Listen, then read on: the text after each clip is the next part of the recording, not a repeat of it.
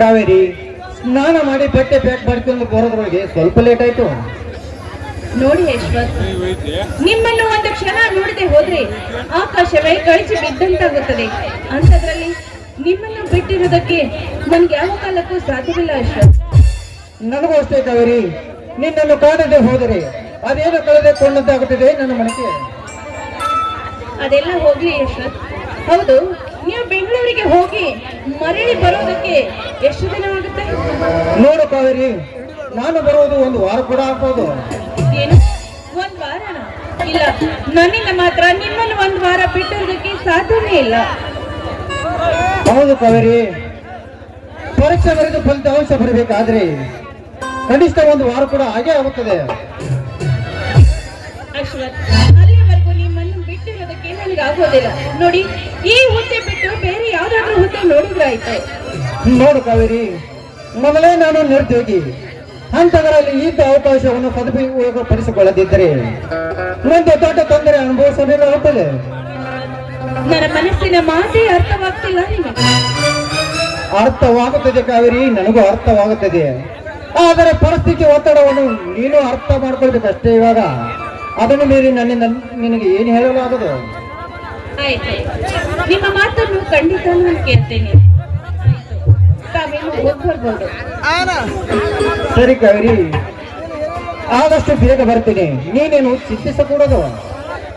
ಆಯ್ತು, ಹೋಗಿ ಬನ್ನಿ. ಕಾವೇರಿ, ಹೋಗುವ ಮೊದಲ ಏನಾದರೂ ಒಂದು ಕಿರು ಕಾಣಿಕೆ.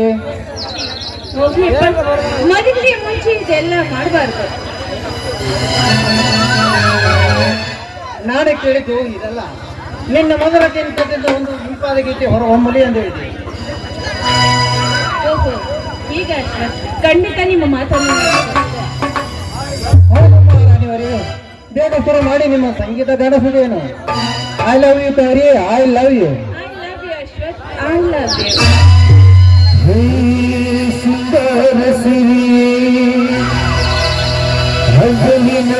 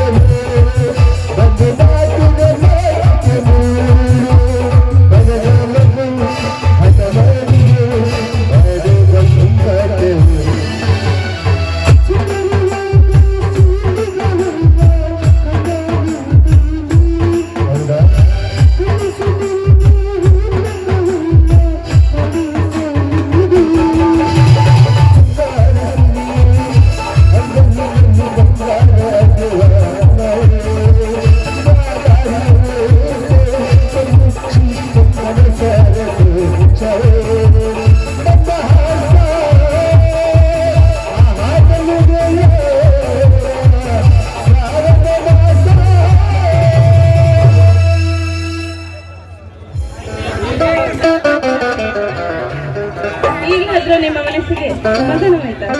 ಗಿಳಿಯನ್ನು ಪಂಜರದಿಂದ ಹಾರಲು ಬಿಟ್ಟಾಗ ಎಷ್ಟು ಸಂತೋಷವಾಗುತ್ತದೆಯೋ ಅಷ್ಟೇ ಸಂತೋಷವಾಯಿತು. ಈ ನಿನ್ನ ಹಾಡು ಕೇಳಿ ನನ್ನ ಹೃದಯಕ್ಕೆ ಆನಂದವಾಯಿತು. ನಿಮ್ಮ ಸಂತೋಷವೇ ನನ್ನ ಸಂತೋಷ ಅಶ್ವಥ್. ಹಾ ಕಾವೇರಿ, ನನಗೆ ಹೋಗಲು ಲೇಟ್ ಆಯ್ತು. ನಾನಿನ್ನು ಬೆಂಗಳೂರಿಗೆ ಹೋಗಿ ಬರ್ತೀನಿ. ಆಯ್ತು, ಹೋಗ್ಬನ್ನಿ.